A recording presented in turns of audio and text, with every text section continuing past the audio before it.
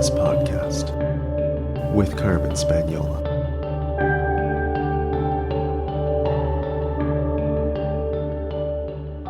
Hi there, and welcome to the Numinous Podcast, where we have interesting conversations with everyday folks about the mystery of life. I'm your host, Carmen Spaniola, joining you from the lands of the Lekwungen-speaking peoples, the Songhees and the Esquimalt First Nations, recently known as Victoria, BC, Canada. Right off the top, I want to say I have a special listener shout out today at the end of the show for someone whose account name on Apple Podcasts is Anna Oaxaca, who left me a very important review on Apple Podcasts. And I want to address it and also go even deeper with it because it actually super relates to the topic of today's episode, the Metaskills of healing. So that'll be in the last part of this episode. This episode came about because of my deep friendship with my guest, Thérèse Cator. Thérèse is a trauma-informed embodiment practitioner whose work provides an intersectional and decolonial lens that's pretty rare in an overwhelmingly white and ableist, frankly, somatics field. When Thérèse reached out to me in 2017, we were social media mutuals, and it seemed like it was time to connect one-to-one, and we really hit it off. We had a lot of parallel trainings in healing modalities and spiritual paths. Like, we hadn't done the exact same thing, but they were like very similar and at pretty similar times, and we're similar age. And as we looked to the horizon with our work, we seemed to be tracking the same things and wanting to steer our work in similar directions.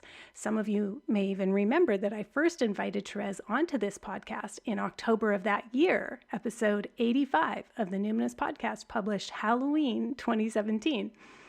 Anyway, since that time, we've become peers in a number of trainings. We've collaborated and co-facilitated. We've just become really good friends who've seen each other through a lot of shit, not just large-scale social emergencies, but personal crises too. We're both pretty collapse aware. We not only track how these large-scale social problems are showing up with our clients and in our personal lives, but we brainstorm a lot about how to provide broad and consistent therapeutic outreach during collapse times when the need is so great, the pain is so acute, the ongoing trauma is so severe. Like, not only how are we going to respond as therapeutic helpers, what's the shape of our teaching or space holding or healing offerings going to take, but how also are we going to help skill up more people, help provide some kind of training or psychoeducation to give so that more people have a manner of approach that can include and hold all of these large-scale factors. And sometimes we have ideas just independent of each other, but that still parallel each other, and you'll hear about that in this episode. We each independently had the idea to offer some upcoming training around these themes, so more on that later as well. I invited Thérèse to talk about the Metaskills of healing at a live event, which was the pre-event. It was like a warm-up to my Witches New Year event happening on October 28th.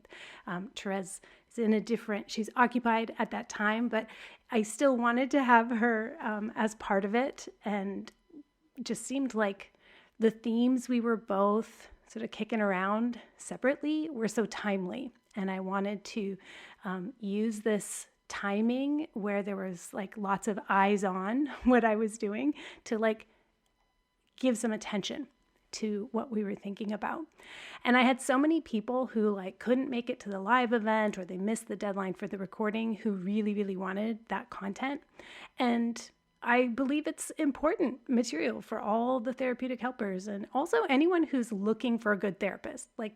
This episode, I hope, will help you shape what specifically does a therapist need to model to signal that you're on the same page, that this is a workable, useful relationship? And if they're not on the same page, that either will shorten the time you spend with them, or that will narrow your focus with them, or maybe it'll eliminate them. But I just feel like this is important material for both therapeutic helpers and anyone on a healing journey. And of course, by no means is this list of Metaskills that we're talking about in this episode comprehensive. But I think this conversation between me and Thérèse gives plenty to work with for a start. We are trying to be very cognizant of having a session today that doesn't require a content warning. We want to be gentle with you, and we're going to do our best, but sometimes things do come up when we're talking about healing. And in particular, I think it's really important to name that, I am supporting in my practice people who are deeply hurting because of the escalated violence in Israel and Palestine, and who are trying to hold the humans at the center of this, and distinguish between military and civilian, and doing their best to hold nuance. And in honor of that, I'm going to do my best as well, and just hold that there's a tremendous amount of personal and collective pain that's just in the backdrop of today. And there's no ignoring that. So even though we aren't directly speaking to that today, it's with us, it's in the room. And you might be here because you are a practitioner, a therapeutic practitioner. You might identify as healer.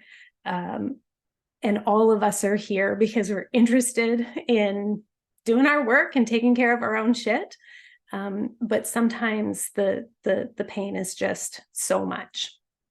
So I acknowledge that there's a lot of broken hearts in the room today, and hold that even as we muddle through, trying to hold space for nuance, complexity, and just unspeakable sorrow and horror.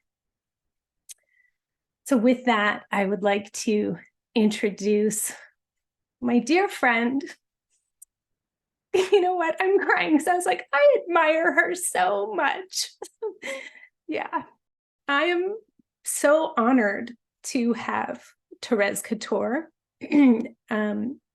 facilitating this session today. She's always game when I'm like, hey, let's do a thing. We're always looking for ways that we can collaborate.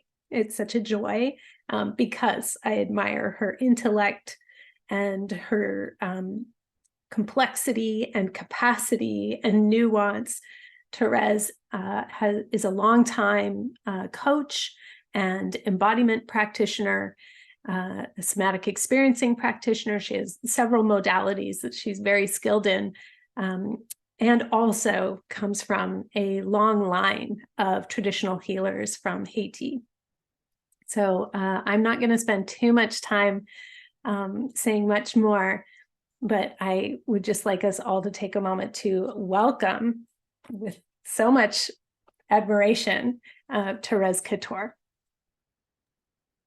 Well, thank you, Carmen. Thank you for that. I'm like, Carmen, stop. But then I remember it's like, oh, I'm trying to receive. I am allowing myself to receive that. I love you so much. And I am so grateful to be here with everyone. Thank you, everyone, for showing up. And thank you for being here. And we're going to talk about the Metaskills of healing. Am I supposed to say something else, Carmen, or can I just dive in? Okay. We're going to talk about the Metaskills of healing. And I think that Carmen pointed to so many things that are important in terms of locating us in this present day and time, what is happening now, and bringing that into the space as well. And what we thought was helpful is to talk about the 8 Metaskills or principles. You can think of them as principles too of healing. And we're going to touch upon each of them. Carmen and I had like a 2-3 hour meeting while chit chat about this. And we're like, we can go on and on about each one. So there's a lot of complexities within each one, but we're going to touch upon all of them. I was like, maybe we should do the first 3 in depth. And then I was like, but then they'll be like, oh, what are the rest of them? So you might want a piece of paper. I'm just going to list them out right now. The 8 meta skills of healing: attachment, voice, that's number 2. The third is choice, or consent. The fourth is agency. The fifth is humility. The sixth is analysis. The seventh is predicament. And the last one is enoughness. So, Carmen, we spoke about this last night, and we wanted to share that this isn't a training. So again, we're not going to go in depth, but I know Carmen has a facilitation training coming up next year, and I may too. So that's in the work. So if you want to, you're already on her newsletter, so you can find out more about that. And this is going to be pretty conversational. So Carmen and I are actually going to go back and forth with this. So Carmen is actually going to talk about what are the meta skills and why they're important to healing. So meta skills has a couple of different definitions. If we were to combine them together, I would describe meta skills as an overarching range of capabilities that make the execution of specific skills easier. So when you go into, like when I did my dynamic attachment repatterning training, it was like, here's the theoretical, the psychoeducation stuff, here's the skills, the practices that you would do.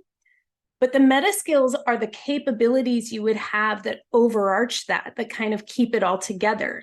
Meta skills includes the integration and of your lived experience, as well as your attitudes, philosophies, stance, politics, and your practice. So I first heard this term of meta skills when I was in a deep democracy training with Aftab Irfan. And if anybody here is in the network, this is Taraneh's sister. And so I actually knew Aftab, who is a phenomenal, she doesn't call it conflict resolution. She calls it conflict engagement. she just like goes right into the fray. And so using deep democracy, I was in training with her, and we were having a conversation because I was driving her to and from this training, and she was saying, Carmen, the thing about you, the reason why you are always kind of in the hot seat, you are always the shit disturber. It's role theory. Somebody's got to go in there and kind of like shake it up. And the reason is because you have the meta skills to be able to handle that. Even if you don't know all the, principles and techniques of deep democracy yet, you have these meta skills. That means that you can kind of muddle through. So here, as you go through this training, you're going to learn how to hold that more skillfully. You will learn the skills to be able to integrate your meta skills in a certain way. Another way to describe it is presencing your philosophies and your attitudes. When we talk about the 8 principles, these aren't in a book somewhere. This is like stuff that Thérèse and I, who have been in trainings together, we're peers and colleagues who have gone through trainings together and been like, some stuff's missing here. Like, this is really good material, but they're missing this piece and that piece. And so these aren't set in stone. Even the idea of having meta skills is, it's a philosophy more than a theory or a set of things that you do. But I think it's a good term to have to recognize that skills and tools and techniques are not enough. The modalities in and of themselves of your healing work as a practitioner or even as a person seeking healing isn't enough. There needs to be meta skill. So maybe we need another little break with that, Thérèse. Yeah, so let's take a stretch break. So whatever your body needs, maybe first, if you're not attuned to what your body needs, my body is automatically doing this, but tune into your body. What does your body need? Do you need to look away? Do you need to just stretch? Close your eyes. Are you breathing? Are your feet on the floor? Can you feel your seat? Can you feel the back of your chair? Do you need touch or water? So even doing that small practice, I do want to say that that's how we embody these meta skills, right?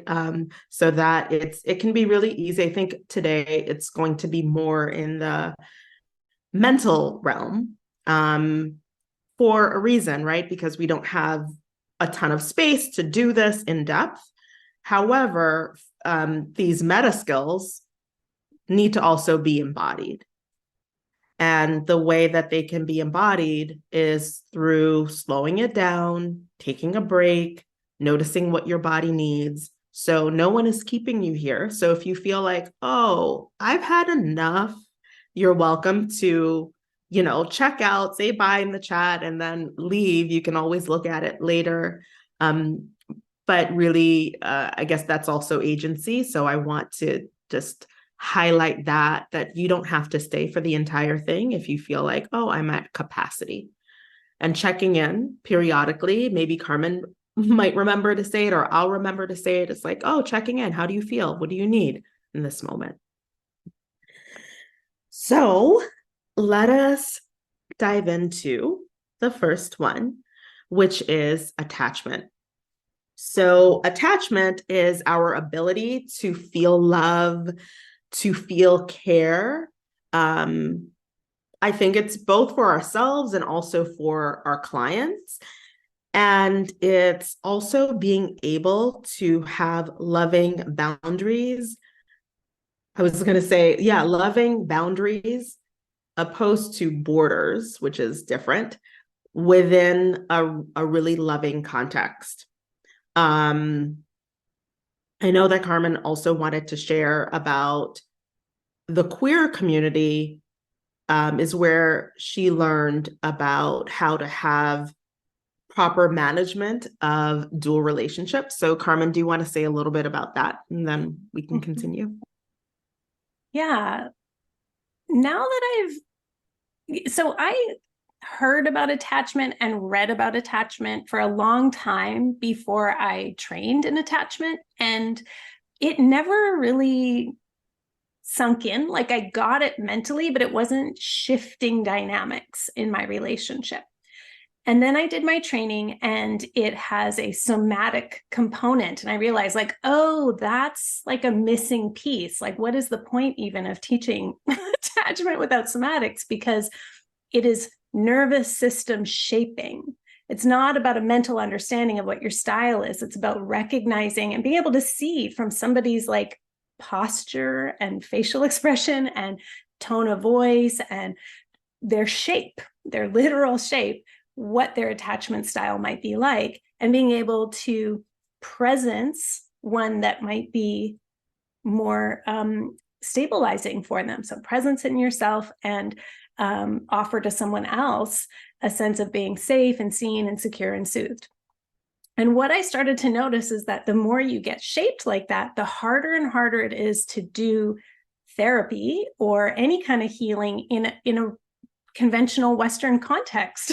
Because you're like, the policies and guidelines around management of dual relationships. So meaning maybe you're a practitioner and an extended family member wants to come and see you, or like very often in Indigenous communities, if an Indigenous person is working in their community, as they should, as like a counselor of some kind, an addictions counselor, they're probably going to be working with people they know or family members. And so in the Western model, it's a highly boundaried model that emphasizes the safety of the client and protects them from being exploited. And that exploitation could be all kinds of different things, but essentially exploiting the client's dependency on the practitioner. And when you read all these policies, it's very much like you should not have dual relationships. It should be like client and practitioner, and you shouldn't self-disclose, and there should be kind of no feelings of love towards your client, or if there is, you shouldn't say anything. And I just don't understand how you don't have a disorganized attachment field when feelings are there of mutual regard or even tenderness or love, you know? So it's like, I have wanted to invite our couples therapist to, I was like, can you have a couples therapist come to an anniversary party? Because it's like, I would like everyone to know Penny, you know? And so we do, though, in postmodern therapy, we do need to consider like our healing needs to be relevant to the times. And Western psychology has sprung forth from the imagination of mainly older, mainly white men. And it makes sense to me in a patriarchal system that you have to highly and strictly monitor patriarchy, which does not even recognize when it is exploiting or when it is in a power over situation. There's just so much blindness to power. So our policies have been very much created to keep us safe from the imagination of the white Western male mind. And so we can learn a lot, pardon me, from the queer community about how to have what they're most often in that literature is described more as multiple relationships. And so the idea is that people in your community should be able to work with you, and you shouldn't be isolated as a therapist away from your own community supports because you can't have multiple relationships. And also, therapeutic practitioners shouldn't run a risk of negative impression of their reputation as unprofessional for having personal relationships. And so, of course, we're protecting the client by reducing harms as much as possible, by having conversations about rationale and contingency plans. And like, so then, okay, so if I do go to this wedding, how would you like me to talk to your family about, you know, how we know each other, that kind of thing.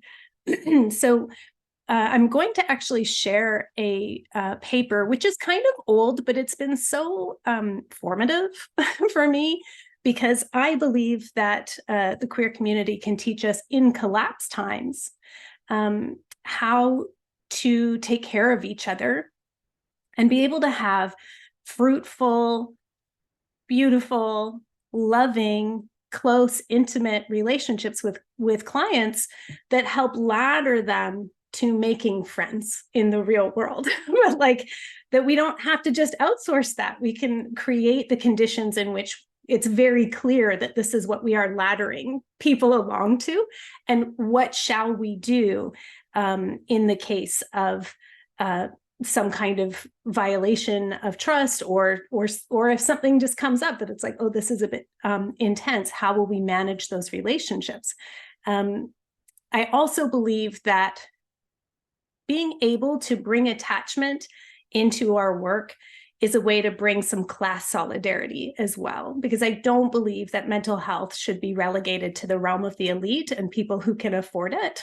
And so we are all barefoot doctors on the front lines of trauma, and we all need to have these skills. And one of the meta skills is learning how to have a rationale and a plan to manage multiple relationships. And so at what point does your client become your bestie and you pass them along to your supervisor to be their therapist instead? That has happened to me multiple times. And, you know, I think that's both class conscious and collapse aware and postmodern and anti-patriarchal. Okay, I went long into that one. I'm sorry.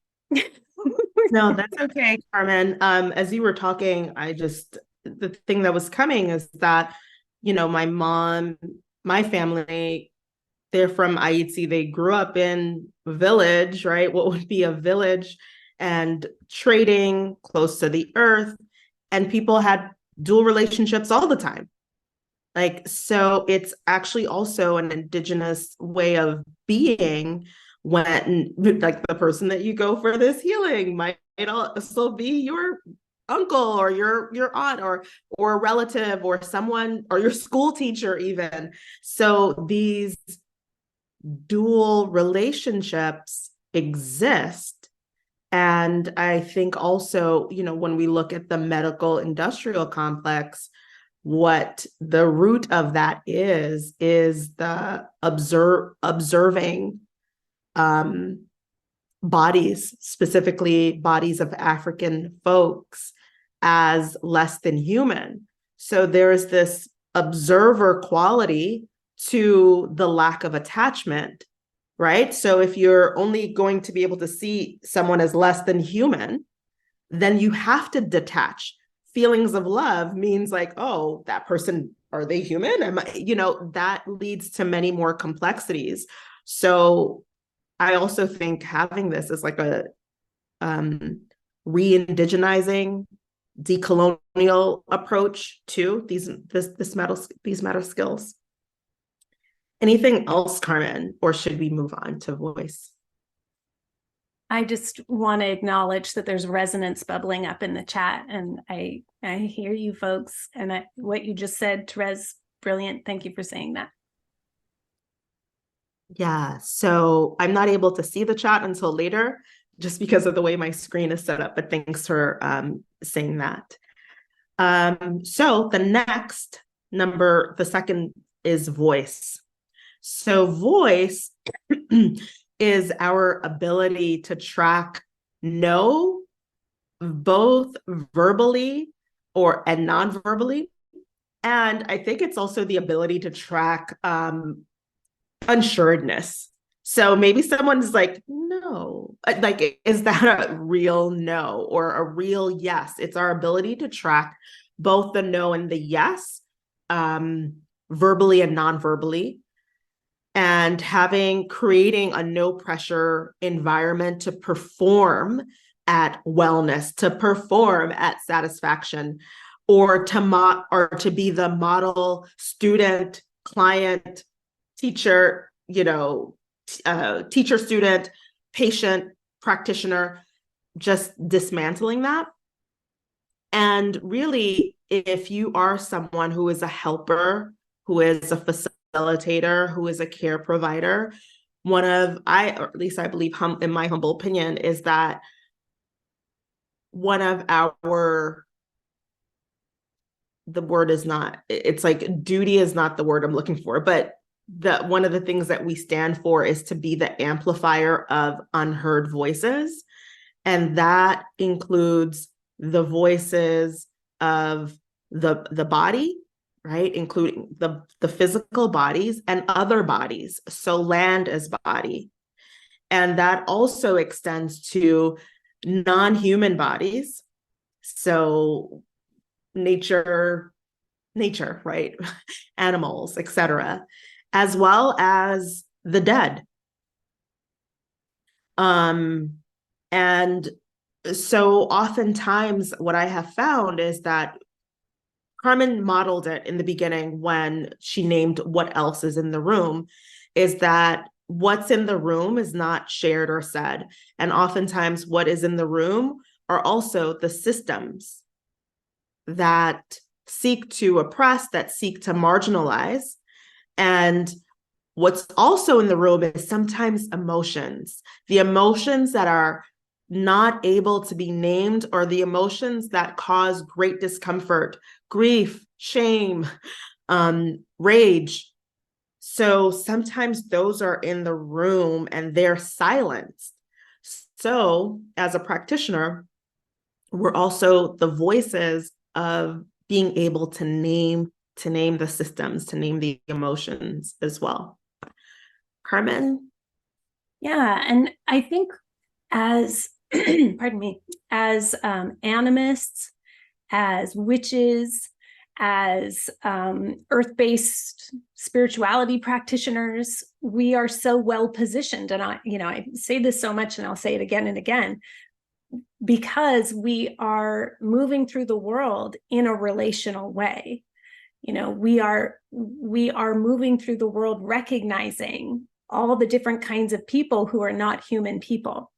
And if a therapeutic practitioner gets flustered or feels uncomfortable at having a system named or the dead named, or if they have to always frame it as intergenerational trauma instead of just like ancestral legacy or something, if they have to frame it in kind of a psychoanalytic way, I'm highly suspicious of that.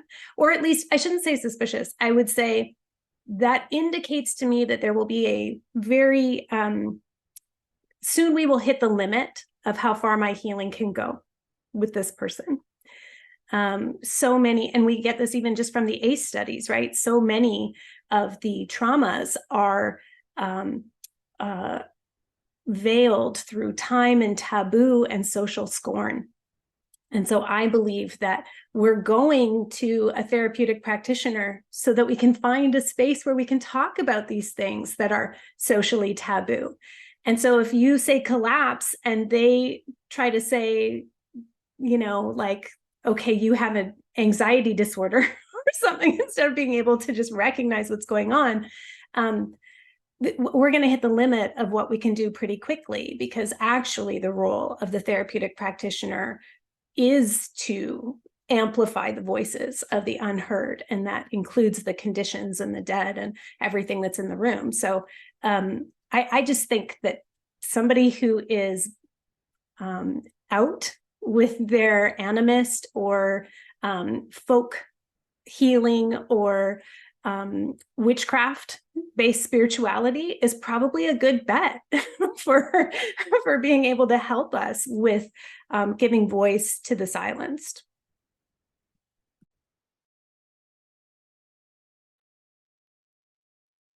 Yeah, and I think one of the things that you were talking about, Carmen, is how there's this superficiality, psychological superficiality. I don't know if you want to share more about that. Yeah, I think that there is a tendency to process emotions on the mental level, and that if we're getting too much into jargon, and we can't just like call the thing what it is, and we can't talk about those things, it just means that our healing is going to stay at that level, at kind of a mental understanding. And hey, no shade on insight. Psychoeducation and insight is really important. But the voice needs to go down to the body. And once it hits the body, hopefully it's going to extend to the land and to the other things that are in the room that are not embodied as human, that are not incarnate in that way, that I believe are amongst us all the time. So, yeah. Thanks.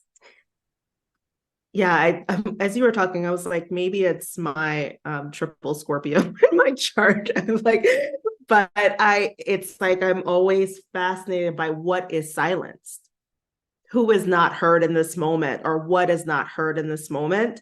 So that's, just a question I ask myself, like, what is not being said, or what is being said at below the surface? Totally. Who hasn't been invited to this conversation even? Yeah, who's erased? And maybe we don't right away, but at some point we got to acknowledge that there's others outside the door that want into our therapy session, Mm-hmm. Mm-hmm.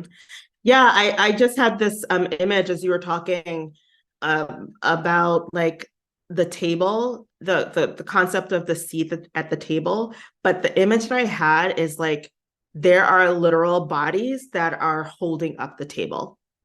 There are literal bodies that have made up the table. And whose bodies are those? And that's typically the folks who are silenced. It just came really clearly. I just wanted to share that. So we're going to move on to the third meta skill, which is choice and consent. One of the things I always say is like, we live in a society that doesn't honor consent, that doesn't even know what consent is. And I think that speaks to doesn't know what boundaries are. I feel like, say for myself, I didn't know what boundaries are for a long time. And I think it caused a lot of, pain in many different ways, but it's not our fault. And it's an important meta skill, especially when we're talking about working with folks in a healing context or in a therapeutic context or in a helper context.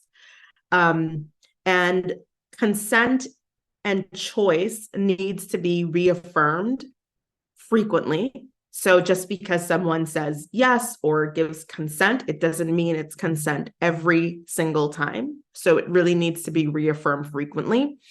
And the consent also extends to beyond just the human that maybe, or the humans that are in your space. It extends to the land. It extends to the dead. It extends to the non-human forms. Where's consent? Carmen, do you want to share that story about Maya Angelou or Sure. another story? Yeah, sure.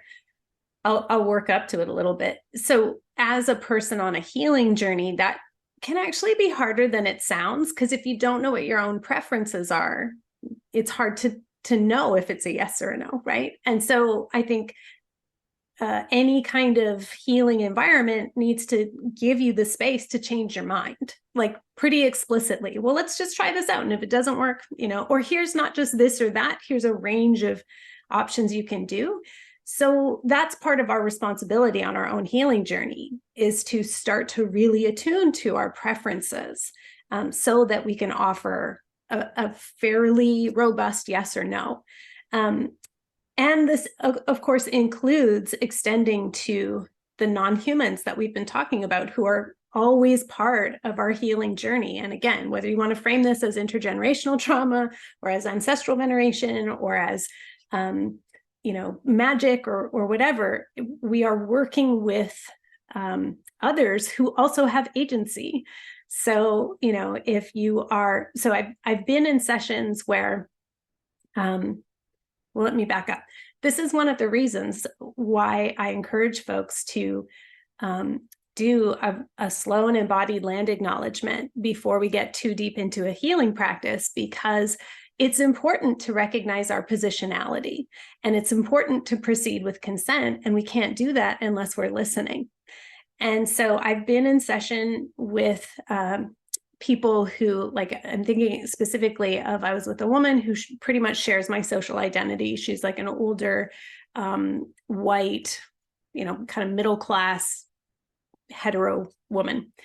And we were doing competent protector work, bringing in somebody who was powerful and nurturing, and who was going to be kind of a mother figure for her, given what she was coming to me for. And so I said, who would you call in as competent protector? And she said, oh, I always work with Maya Angelou. And I was a little taken aback. I was like, as your mother figure? And she said, yeah. And I was like, okay, have you asked her if she wants to occupy that role for you? And she's like, what do you mean? And I was like, well, like, I can see some problems with asking a Black woman to nurture you in that kind of way, where you're feeling like, especially shame around whiteness and stuff. Like, I was like, I can see some problems here. And that's not to judge, but it's like, Maya Angelou in spirit is a public figure. So maybe this works, but without explicitly asking, I, as a practitioner, am not comfortable proceeding with that. And so I said, well, let's just ask and see how this goes. And we were able to see that, like, that wasn't super comfortable. It fortunately went really well with this particular client. If you're coming to me, you're probably going to be open to like a little bit of redirect. And it might not have worked with everyone. And, we might have had to talk about, like, my agency as a practitioner and what I'm comfortable with as a white practitioner. But I think, just bears repeating that choice and consent should also be extended to the trees you're working with, the horse you're working with, like all of those that you're working with in real life or in your imaginal life, in your magical life. It's just a practice we should be living all the time. And there isn't a difference between our healing journey or our spiritual path and our social, justice work. So it's a practice we should be doing all the time. And the role of the therapeutic practitioner is to keep reminding of that.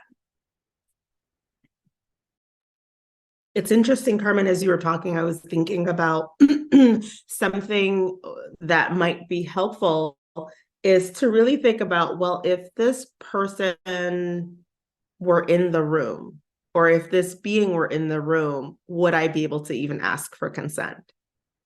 Or are there complexities within the relationship, but within the positionality that where I'm like, oh, I maybe shouldn't ask this person? And also, what are the emotions that are underneath, right? That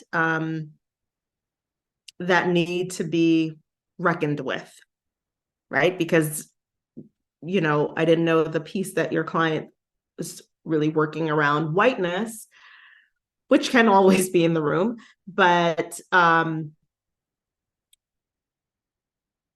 working with that piece, of course, there's a complexity when it's like, oh, you're going to ask a Black woman to be your mother. Yeah, there's the complexity there. Yeah, just thinking. Anything to add? Well, yeah, just like you said, it's not an automatic no. It's that we don't assume that what we are doing in our own internal life isn't shaping us and shaping the field and shaping our attitudes and our, like, it's a meta skill because it's like, this is the overall stance that helps you execute the skill. And so it's like, you might have a lot of intersectional analysis, and having the meta skill of consent helps you execute. Yes, now I could be in right relationship with this Black iconic figure offering me some maternal nurturance, saying it's okay, I fucked up, or whatever, like maybe that could work. But the meta skill is being able to make that an ongoing practice, an embodied practice, so that you can execute that skill of this particular therapeutic intervention in a good way. So it's not that it's off the table. It's not a protocol. It's a stance. Yeah. Yeah, and depending on who the practitioner is, it might be off the table for them. Right? It could be off the table. Like, it was this close to being off the table for me, and then we worked it out. Totally. Yeah. Thanks for saying that. So we're going to move on to the next. I'm going to see what number we're up for. The fourth, right? Fourth, which is agency. Agency. So agency is the discernment for right fit. Not only the right fit, the right timing, the right capacity. And one of the things that we were talking about before this was that sometimes folks might want to play out power dynamics that are unresolved within the container of client practitioner. And that could be trauma, and that could be a corrective experience. And it's really important in terms of agency to keep in mind that the client is actually the person that is steering the relationship. They're steering what the plan is. If you are a practitioner, the treatment plan, they're steering the relationship. So it's also going back to a couple of, when we were talking about dual relationships, I think that speaks to the relationship too.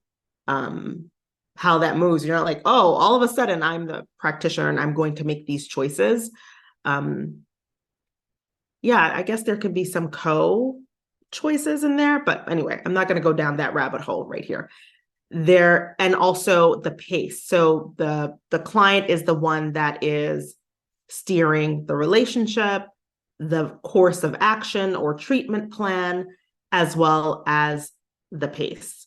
And as the practitioner, you are the one that's tracking, and you're the one that's making the recommendations based on what you're seeing, what you're observing, and from your experience.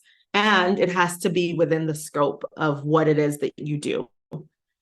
Carmen, what do you have to say?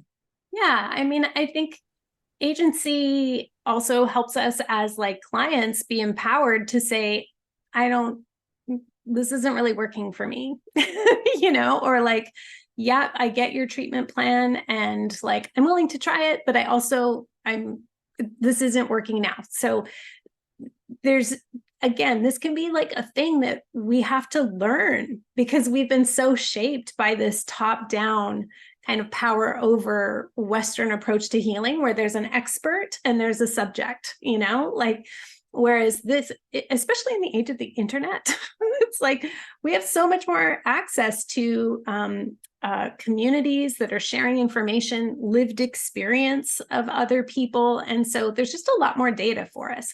And so we as clients, I think, need to approach healing relationships, recognizing that like, yep, this person has expertise and like you're going to them because you're hoping to benefit from that. But ultimately, like you need to be responsible for kind of steering the ship. And as a practitioner, we have to lay down our own need to control. And again, this kind of goes back even with dual relationships, our own need to be needed, like we need to just lay that down and go like, yep, I have all of this expertise and I have all this experience and this is what I think is going to happen. But ultimately, I'm going at their pace. And if that doesn't work for me, or if I feel like, this is moving beyond my scope, I need to have a really great network of peers that I can, relate out to, that kind of thing. But I think that, yeah, especially as an attachment practitioner, people are coming to me a lot with like power dynamic issues. And like, this is an opportunity for us to work it out. And I, as a practitioner, have to recognize my own limits, my own capacity, and say, I don't think this is good for me. Like I'm skillful, but I don't have capacity for this right now. Or I am willing to do this with you to this point. Because we want to make sure that we're not just reenacting the trauma over and over again. So it does take a lot of nuance and discernment. Do you feel like another break? Yeah, sure. Let's do it. Thank you. Okay, everyone. So feeling your feet, feeling your seat.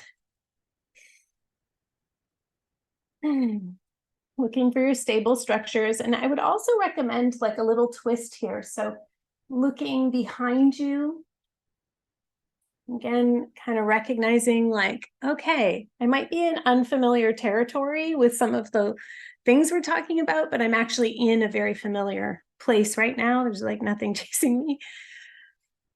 And just check in again, like, have you had enough? Are you at capacity? Do you feel like really full? Because if that's the case, maybe you're still listening, but you put headphones on and start doing your dishes. You start tasking, or you walk around a little bit. Or you just recognize, you've had enough. And maybe you just want to listen to the recording later. It's totally up to you.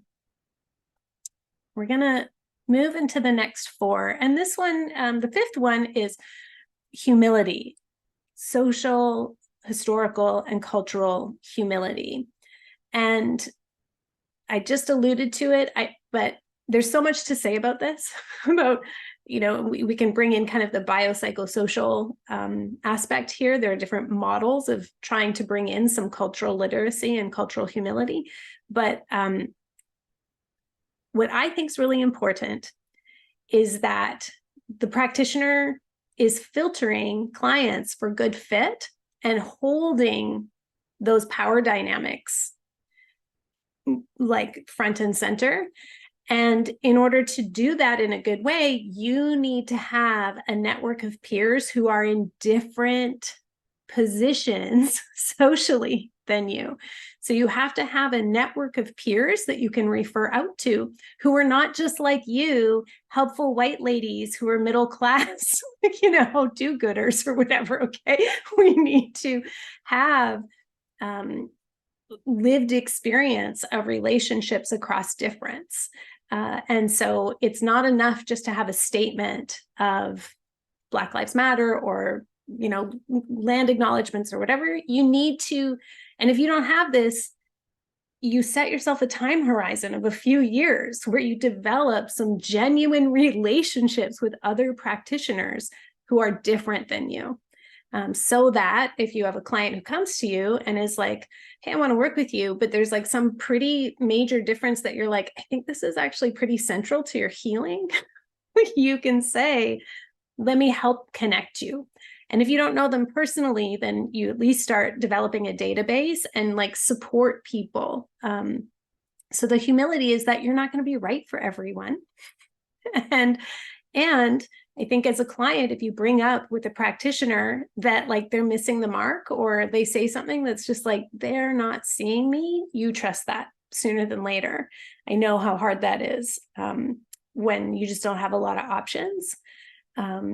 But I guess that's all. I could go deeper into this. What else would you say about that, Thérèse? Yeah, this is a big one. And I feel like it's also connected to the next one. They're really connected that we're going to talk about. Yeah, I think it's really important to have a network of folks that you can refer to that, like what Carmen said, I'm just going to be repeating the same thing, but that are different. And that is part of having cultural humility. You're not for everyone. I'm not for everyone. Carmen isn't for everyone. And that is okay. And what actually came up when you were talking, Carmen, was that the thing that can really stand in the way from us having this level of humility is capitalism. Because our own survival can come up of like, oh, I can't, or I'm not able to for whatever reason. And so I think one of the things that I have done is just really having trust and really putting the focus on the other person, right? And once if your underlying need is is capitalism, like we all are in capitalism, but trying as much as possible to be with someone else's humanity and looking and being with their humanity is a way to have, I think, more cultural and social historical humility of like, oh, who would be the best person for this? Or, or maybe I don't know, and I can steer them in this direction. Totally. So the next one is you need to have an analysis of power, rank, and privilege.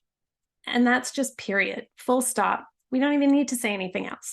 You need to have an understanding of power, rank, and privilege, particularly in a therapeutic context and beyond just, are we exploiting our need to be needed with clients, or are we, because of capitalism, we need for them to keep coming back to us, so we recommend that, it's not, that's the basic ass stuff that we should just know as humans, but patriarchy needs to be told.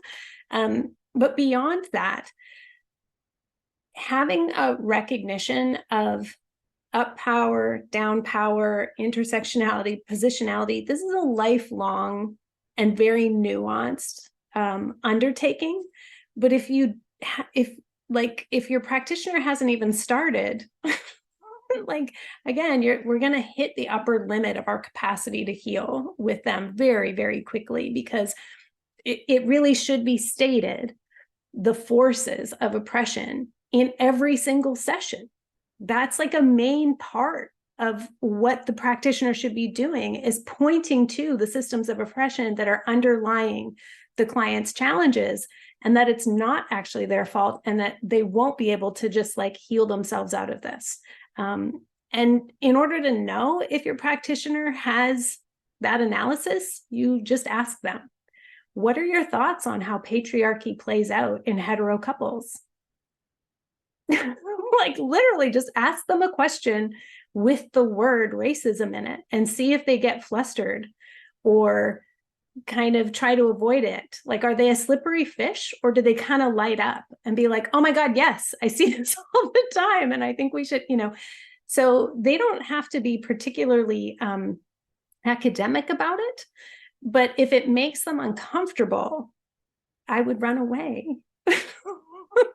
That's all I have to say about that. I guess the one thing I would also say is like a good resource would be Right Use of Power Institute, I think it is, with Cedar Barstow. And it's like kind of dated, but there's a couple of good books that Cedar Barstow, I'll put it in the chat, has written that essentially was written so that psychotherapists would stop having sex with their clients. It's like, it's like pretty basic stuff. But the rest of us who think that's an obvious no-no could also learn about up power and down power dynamics and power over and, abuse of power under and those kinds of things.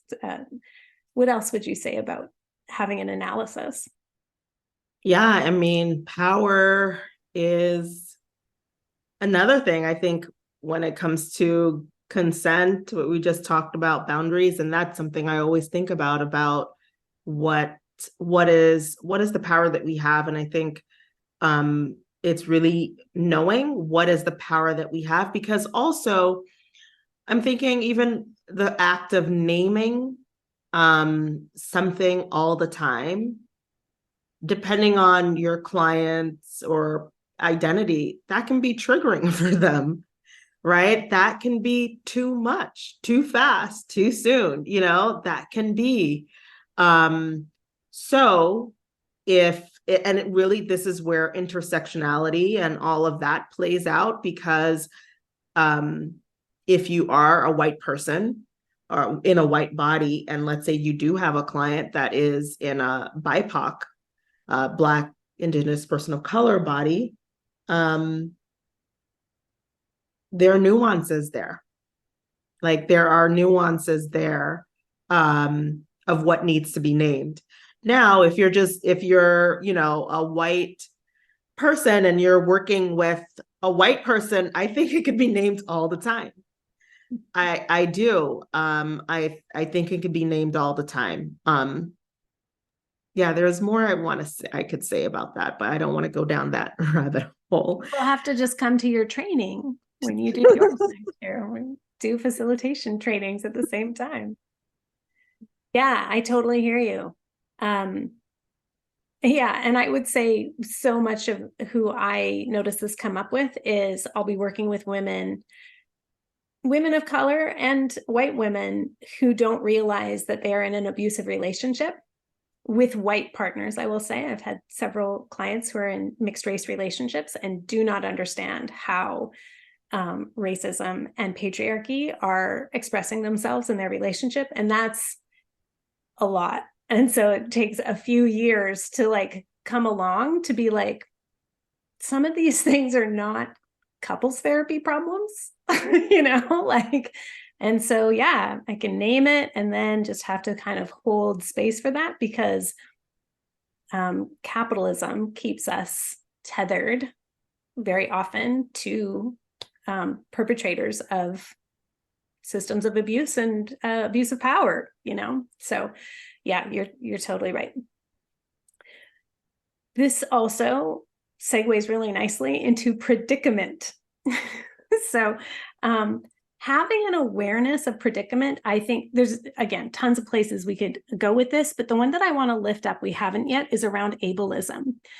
Anybody who lives with chronic illness is having firsthand, constant experience of the ableism in the medical industry. It's like astonishing how many doctors, how many physiotherapists like are so incredibly ableist. And so as practitioners, we need to be able to recognize we're not a bad healer if somebody's not improving, and that our egos are not here to be fed by clients getting better.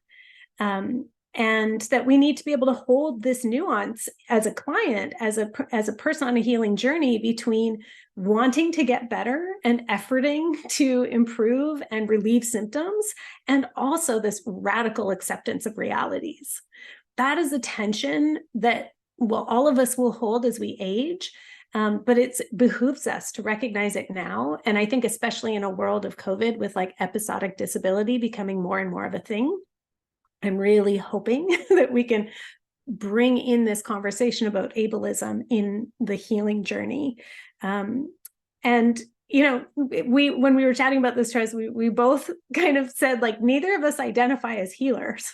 That's like, I'm just like what in the Scottish tradition would be like the good wife, you know, like GUDWIFE. The good wife is just like a lady who knows things, like can, you know, like help the community. So, you know, being able to lay down ego about whether or not we are healing, or whether or not our modality is the one that works, or like just laying down our attachment to there being some kind of outcome, I think is really important, especially, well, anyway, I want to send it to you. Yeah, I think, that term healer, it means something else. I understand we're having this conversation, and it's like, there are these phrases that are used so that you can position yourself within capitalism, because we do live within that. And yet, when we take it out of the Western context, it has a very different meaning. It doesn't have the same meaning. So just like you were saying, the good wife, it would be called the sage femme, right? That's what it would be called, or translation is like the sage woman, or sage person, or the medicine keeper, or the griot. I mean, these are really the traditional names, but within this context, things have to be packaged, you know, or forced to be packaged in a specific way. And something that I wrote, I don't remember when I wrote it, maybe it was it a year ago? But I wrote around that we're all on the spectrum of disability, and that I don't know, I feel like a lot of people did not like that, because it brings us closer to death. Right. And it's also around in a death phobic society. We are in a death phobic society. And what I like to think of it as holding space, and really releasing the need to fix, and really releasing needing to be like the almighty, or God, goddess. And actually what's coming up is like really knowing the right order of things. The right order of things, and knowing the right order of things is, there is a macro and a micro, and we're part of this larger ecosystem that we're unable to see all of the different threads at the same time. And it's humility. Bring that in here. Yeah. In Collapse 101 in the Numinous Network, we talk constantly about predicament, and how like we do stuff because it feels good to do. And if it improves things, great. But also we release the need for that to be the metric. So the process has to become the reward, you know? So it's like, we do healing, we go to therapy. Oh, did you see the Kerry Washington thing where she's like, I go to therapy because it feels like good for me to do it and be witnessed, and like, and it's like, yes, that we do our healing journey because the process in itself is rewarding or joyful or pleasurable somehow. And an outcome is great, but especially as practitioners, we need to release the need for that to be some kind of check mark that we've achieved. The other thing we talk about in Collapse 101 in the Numinous Network is enoughness, and that's the final meta skill that we're sharing today. So this is about, as a practitioner, as a person on the healing journey, orienting towards enoughness is like, there is no total safety. There's no like feeling of like, I am safe. There could be safeness or safe enough. And also that you are doing enough. You are enough. And as a practitioner or as a just person trying to live through this world, we're doing enough. And so there's no like pristine prior state of health, and there's no pristine after state of healed, right? It's just like, what is enough? And so enoughness is very much a skill of resistance against capitalism, where you are never enough. You're never doing enough. There's always more you could do. You could always feel better. You could always whatever. And I think being able to tune into what is enough, what is safe enough, I've done enough, I am enough, I'm all of that is adjacent to capacity. And we talked about burnout. And I think one of the ways that as practitioners, we can potentially avoid or just like relieve ourselves of the tendencies that lead us into burnout is to recognize that actually, and this is so sad to say in a way, but the times are so desperate. People are so unsupported that we can do so little and it means so much. So our presence is enough.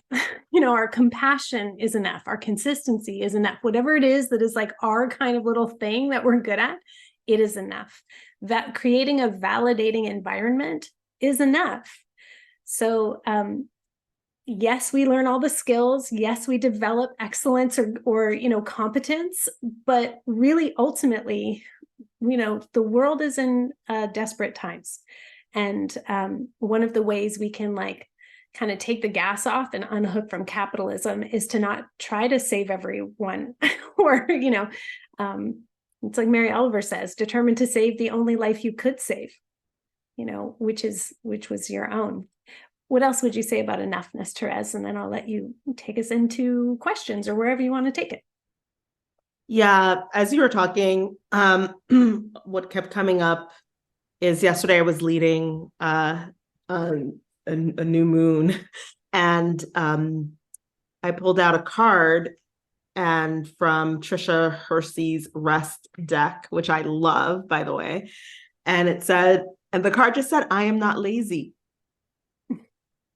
I am not lazy. And I just want to really lift up Trisha's work because, she talks so much about grind culture, and this enoughness is definitely linked to grind culture, burnout culture, white supremacist, capitalist, patriarchy culture of not being enough and not being enough in ourselves as, practitioners, space holders, therapeutic helpers. And then that translates into our clients, that there's a threat there, right? So I think so much of everything that we also spoke about, including enoughness, it really starts with, as the practitioner, doing the work on those things ourselves as much as we can consistently, which is why I think both Carmen and I have like ongoing containers. And the reason why is because we need places where we can just land in enoughness. And it's not necessarily about constantly healing, but just having places where we're able to land in enoughness.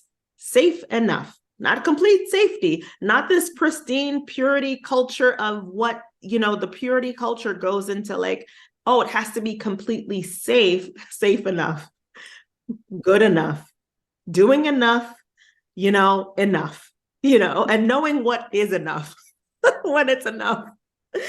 I think is so important. But that card, everyone yesterday was like, oh my God, we've been read. We have been read, because we were talking about the eclipse season and how it's important to just be rooted and to release having to do, and like, oh, I'm setting my intentions, really going into nurturance and what nourishment that you need. And really that laziness came up, and that often stands in our way of enoughness and in our clients' way of enoughness. So that's all I have to say about that.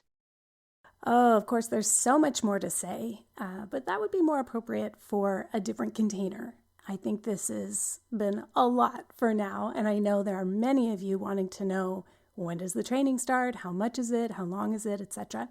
Both Thérèse and I are seasonal people, in the sense that both of us are winding down. We're downshifting into the darkest time of the year right now. But more will be announced closer to the new year. You can go right now to Thérèse's website and sign up for her newsletter, so you are the first to know. Though we might cater perhaps to different audiences based on our positionality, both Thérèse and I hold anti-capitalist values, and we will try to make them as accessible as possible in terms of pricing.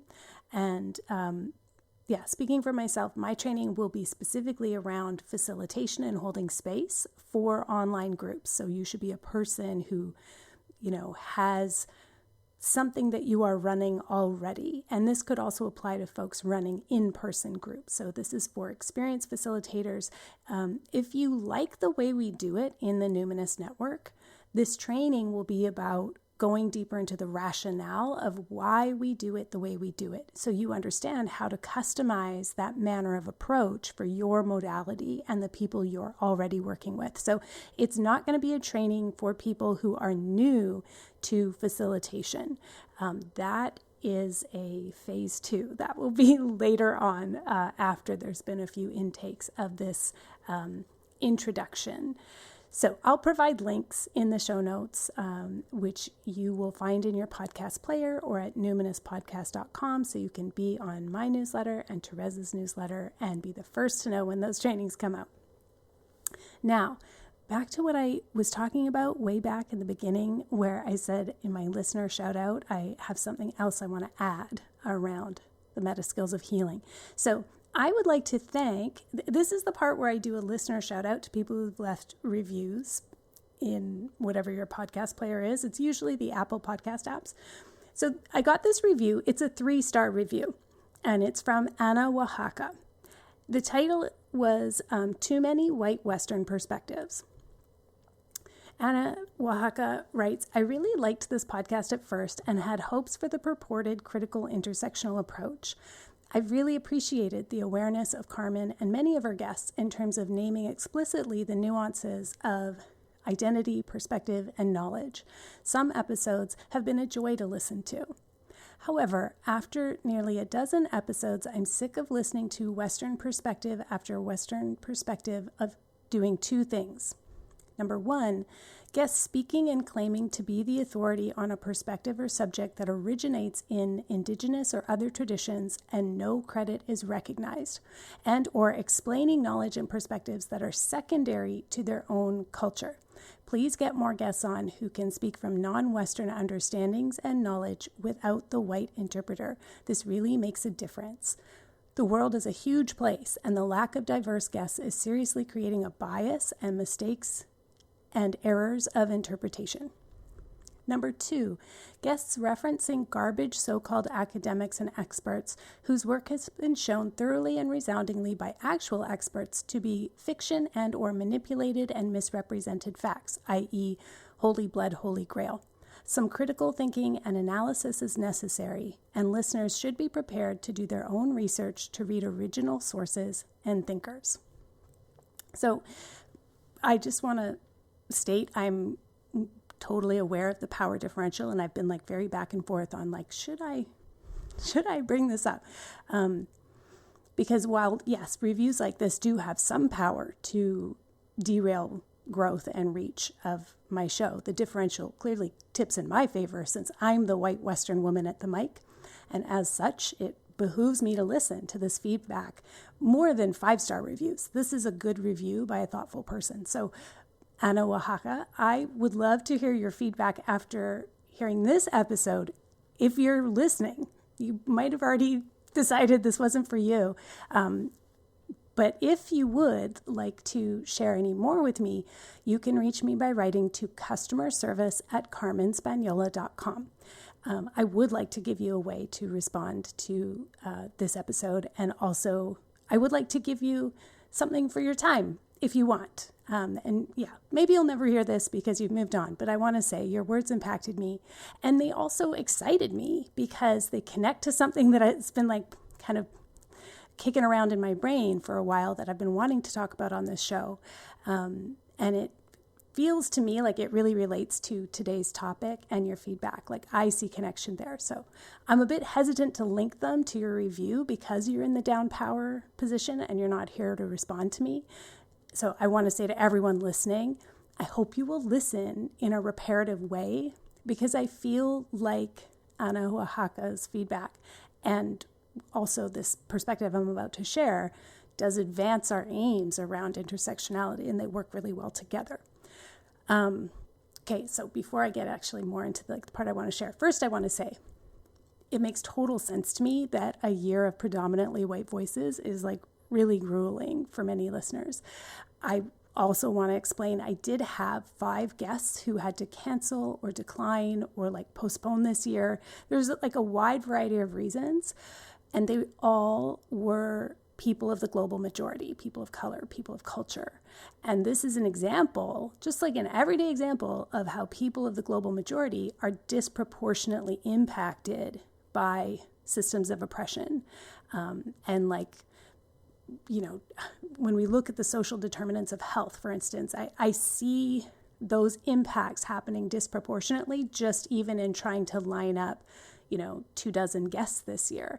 The BIPOC folks I know and that I really wanted to interview were like, turns out, really going through it this year. And so, yeah, it just kind of sucked that I had, I don't know, I usually try to line up like 30 people, and usually I can get 20 to 24 shows out a year, but it isn't usually all the BIPOC folks who cancel.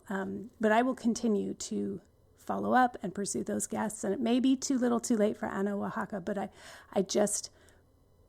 if Ana Oaxaca, if you are listening, I would love for you to go through my archive because I have nearly 10 years of podcast episodes, and the ones that are in interview format, like the ones not where I'm not interviewing my husband, let's say, or it's not just me, about like 40% are with friends and colleagues who are people of the global majority and do offer really important voices. And I'm very sorry that this season just kind of ended up being lopsided in that way. It's really important to me.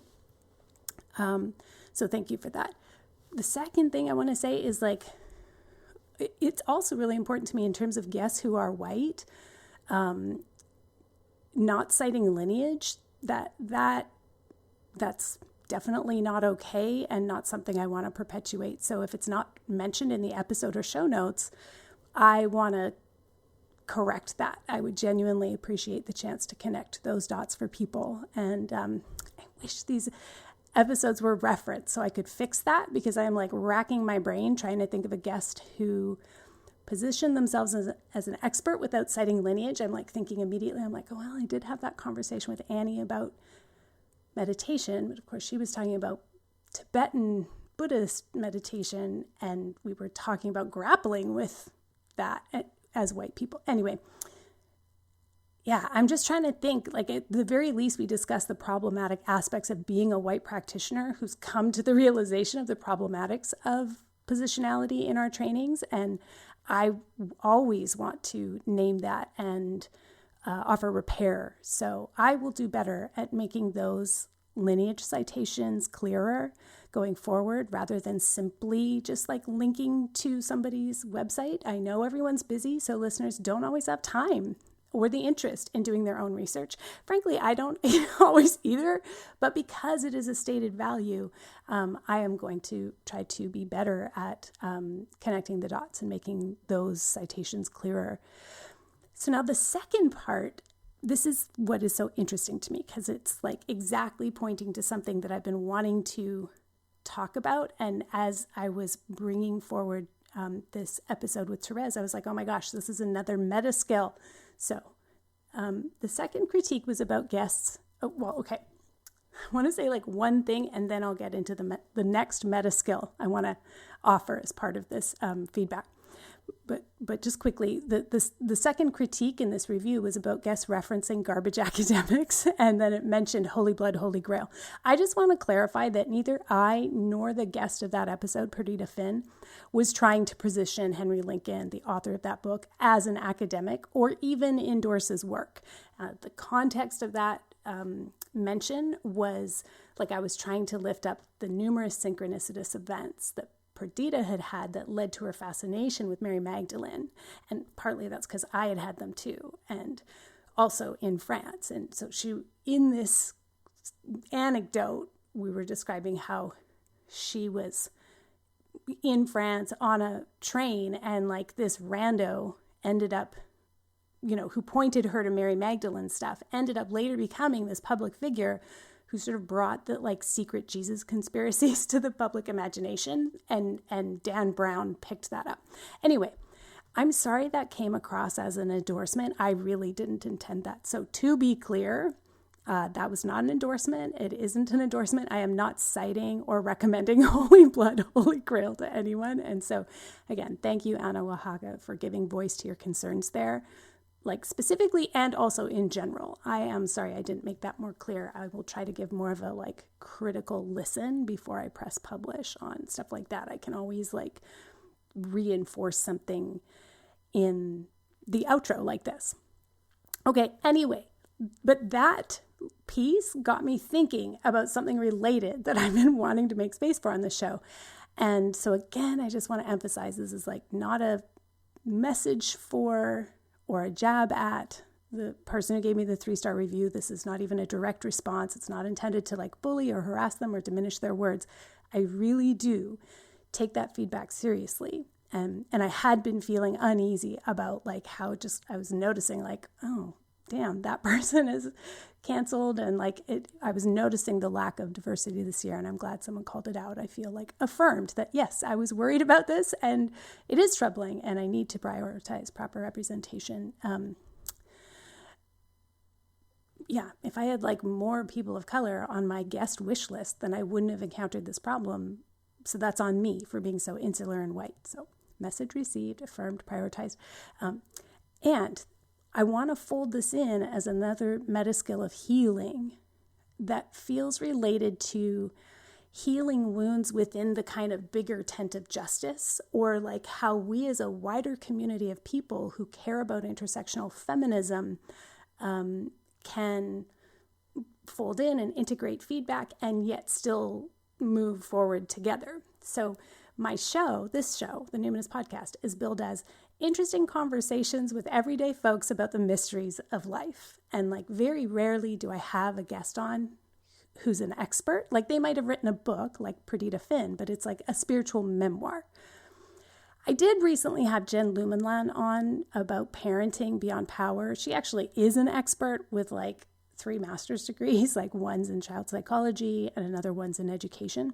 But that type of guest is very rare. I invite folks on that I know or have some connection to who have a similar keen interest. So maybe I follow them if I don't know them, or I read their work.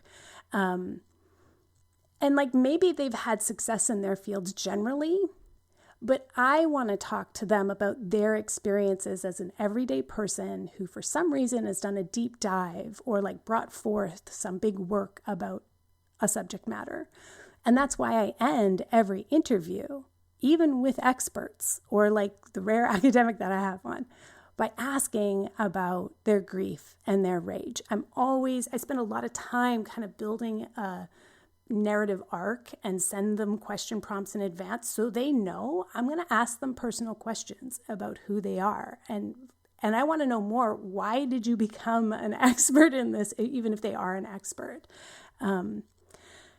So I ask them about their grief and their rage. And that also, I hope, has the effect of like humanizing and providing relatable content, relatable material. Like I'm not trying to help people optimize or live their life better or even really understand things. I'm having interesting conversations about life. So this reminds me of an old essay from 1997 by Eve Sedgwick, and it's about reparative reading in academia. So this is the Metaskill. It's not 100% applicable here, but it's sort of adjacent. And so it's something I return to a lot as I grow older in the digital age. I'm not a digital nomad. I'm Generation X. I'm 48. And so I'm like a bridge, right? We're like a bridge generation. So this essay written in 1997 was written before social media, but I really feel like it was prescient. Sedgwick was really onto something. And when it comes to getting our information from podcasts, in this time of like rising populism and fascism, we've got to be critical readers, or in this case, like critical listeners. And also, as we mature our relationships with social media, including podcasts, and we try to uplift marginalized voices, try to amplify messages that may not be heard enough, I feel like there's also kind of space here to remember what's called reparative reading, or in this case, reparative listening. So it's a stance. Reparative reading, I'm just going to use reading as a term instead of just listening. Maybe I'll use them interchangeably. Anyway, what Sedgwick was pointing to is that this stance of engaging reparatively is fundamental. For me, it's absolutely critical to my work as a trauma recovery practitioner. And so for this reason, I think it's another meta skill of healing that Thérèse and I didn't mention. But I want to read an excerpt from a more recent essay I found, which I appreciate because it was published in just 2023. So it's like, I think really showing this is still very relevant today and perhaps more than ever. So in this essay, the author writes, when we are reading to assess, as when we mark, peer review, or examine, we are required to use this paranoid reading strategy. Quote, the examiner doesn't know you and doesn't trust you. That's a basic piece of advice I keep giving doctoral candidates over and over. The purpose of assessment reading is about forestalling pain. Sedgwick is drawing on the analytic theory of Melanie Klein here about forestalling pain. We want to stop bad things happening in research. We don't want to give qualifications to people who shouldn't be trusted. This is essential when it's essential. But we are not always reading for assessment. When I am reading for academic purposes, sometimes, yes, I am looking for gaps or cracks or issues. But more often, I am reading to understand what other people think. I am looking for interesting ways of tackling a problem or insightful ways to see a solution. In those cases, paranoid reading strategies don't help much when we are, shall we say, again using Sedgwick on Klein, seeking of pleasure. Seeking of pleasure, when we are looking for good stuff. To start reading from a position of looking for the potential pleasure has, Sedgwick argues, two implications. One, an empathetic view of the other as at once good, damaged, integral, and requiring and eliciting love and care. And second, the often very fragile concern to provide the self with pleasure and nourishment in an environment that is perceived as not particularly offering them. It is worth noting that at no point does reparative reading assume there are no gaps, no issues, no problems. Instead, it constitutes a relationship between imperfect text and imperfect reader, in which care is the defining modality, and for which pleasure and nourishment are the defining goals. I have been reading the drafts of doctoral candidates who were sitting right in front of me for over a decade now. As an academic advisor, writing coach, or doctoral supervisor, it is not hard to read their drafts with generosity. They are sitting right there, being nice people, honestly struggling to get their research into writing. I work hard to see how the research they are passionate about can be best reflected in the text. I have no trouble being reparative, supportive, helpful in such circumstances. But when I'm reading the work of senior, established, published scholars, my reading strategies tend to be much more negative. The best place to learn to read positively is, though, the same thing that helped me read student work positively. I need to be there with others. Having another person in the room also committed to generous reading challenges me to be more positive and interrupts my negative, ungenerous assumptions. So often, how could they not include this obvious citation? Or, wow, this feels really simplistic, are gut feelings rather than measured judgments. Being judgmental rather than judicious gets in the way of me seeing how scholars from other disciplines or stages of research are able to bring insights that I might miss in my rush to feel sophisticated or expert or, to be honest, clever. Whenever I take a breath and look again, I often find something to value in the writing. Generous readings don't have to be purely positive readings. Sometimes, as I read generously, I find something that pushes my thinking forward, even though I don't agree with it, or it isn't quite how I would approach it. Generosity is about largesse, about expansion, about inclusion, and thinking broadly and openly gives space for better thinking. And sometimes the article is just bad, and I hate it. Having someone to share my feelings with helps me to feel better. In this case, reading together is reparative not of the text, but of ourselves. Universities are often environments that do not particularly offer care or pleasure or nourishment, and reading with others can be spaces where such care is made possible. Okay, so that's the end of that quote. So once again, it just makes me think thank you, Anna Oaxaca, for your 3-star review. I genuinely appreciate it. It genuinely made me go back through all my show notes and back through all my episodes and really be thoughtful. And it made me revisit this article and be like, you know what? I actually do think there's something valuable for me to say. And I do think this is a meta skill. And so I thought your 3-star review was one of the most helpful things I've read in a long time. So anyway, back to this essay I was reading. The author goes on to describe how they read together in many ways.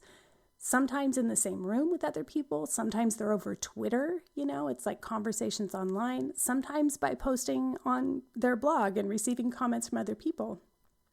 As listeners of the Numinous podcast, one of the ways we can, quote unquote, read together is by posting our thoughts on Instagram or on TikTok. I'm not on Facebook, but you could also do it there with other people who might listen. And of course, you can post it in the reviews of my show, but I would ask that you remember this is a show about interesting conversations with everyday folks about the mysteries of life. That's the metric.